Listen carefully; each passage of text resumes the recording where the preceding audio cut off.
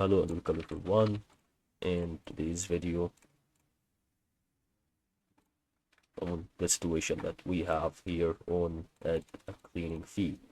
So let's find out here how this gonna really work on the situation that is still about to cleaning fee, and what you're gonna do. It's about to have here like to see the property, to list your property.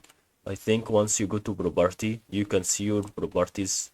So let's say I gonna have my property in front of me. Okay, so whatever the property is, you should start to do these steps.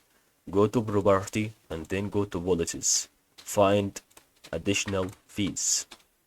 Once you find additional fees, you're gonna actually add a cleaning fee and save.